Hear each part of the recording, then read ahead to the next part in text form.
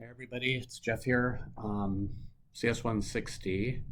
Um, I'm getting a couple questions about lesson 9 from students, and looks like some technology changes happened between either how D2L is working, or Chrome is working, or Replit is working, or some combination. So I'm going to show you how to, fiddle with the code that you find inside these lessons. So if you go to lesson 9, you scroll down here to this lossy image compression example, where basically you get this big, mostly empty screen. This is an example of a REPL, REPL, or a Python REPL that was developed by one of our instructors, embedded inside the content. So what's cool about this, right, is you can click on the play, you can run the code, and it does its thing. In this case, it shows us an original file size and a compressed file size. And we want to modify the code, right? So you think, okay, I'm going to click here to show the code. Then I'm going to click here on the main.py, but I can't modify, I can't do anything when I try to modify, edit inside here. Okay, so this used to work. And so the workaround here is instead we're going to run this inside a browser window on Replit directly. So you're going to click on this open on Replit here in the upper right. It's going to bring up another tab, and I'm already signed in, so it's just going to happen automatically. But if you do this for the first time, it's going to want you to sign in, and if you don't have an account, you need to create an account. You need to do this anyway. This is required for the, sorry, it's not required for this class, but it is the development method of choice for this class, and I encourage everybody to do their development on Replit. It's easy, you don't need to download software, but you do need to create an account. So now you're going to have this kind of some of the same environment here. I can click on the play symbol to run. I can click on this angled bracket to show the code. And if I bring up the code, I still can't, I'm pressing keys and you see nothing is happening here. Okay, and that is because I'm running Professor Allen's code. I'm running her code directly in her environment, okay? So the next step we need to do is click on this fork button, and then you can ignore all this other stuff. You can rename it if you want, right? But I'm gonna click here on fork REPL. This is the way that you basically make a copy of code.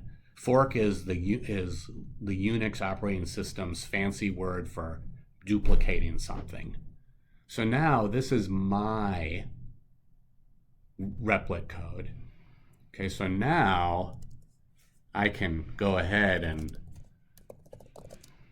I can type stuff in here, okay? We haven't talked about Python yet. That's in Unit 3. Okay, I just added a comment here, which means it's just a kind of a documentation piece. But here's what we're going to do on this program. Our goal is to see what happens when we change the level of compression we do on this image. So let's take a look at what we have over here. We have this puppy original. So if I click on that, I get the doggy, a photo of this doggy. Okay, if I click on the puppy compress, I get a picture of the doggy that looks like it's the same. Okay, so now I change down here where it says quality to 50. I'm going to change that quality to 5. Now I'm going to run my code. Now you can see my compressed file size number is smaller. It was in the 50,000s earlier, right? And now it's 15,000. So now if I click on puppycompress.jpg, you see that there's some loss in this image, some distortion. You can see the lack of detail here over here, it's more pixelated and so on. So let's go one more. Let's change that quality from 5 to 1. Let's see what happens. We're at 15,000. I'm going to run that again, and now I'm at 12,000. If I bring up my compression, this poor doggo is even more distorted here. Okay, so that's the purpose of this lesson, to show you, that if you compress something, the goal of compressing that data is to reduce the amount of space it takes, right? And so, you know, in the past years, you try to put photos on thumb drives and you'd run out of space, and then you'd compress things, and you're trying to compress things when you send through email and so on. The goal when you compress, of course, is not to lose any detail. And there are ways to do that. But then, of course, there's ways to compress where you're going to compromise detail. And the question is how much compromising is okay? And the short answer is it depends on the application. You can actually compress this picture down quite a bit if the only objective is to show it as an icon. For example, an icon on your like on your smartphone, right? If it's just a little icon, this tiny little size, right? It can get compressed quite a bit, right? So this is a little bit of looking forward on how to deal with the replit environment. A little bit earlier than we would do normally, but it allows you to go ahead and complete this lesson in the way that we would like to. Questions, comments, let me know.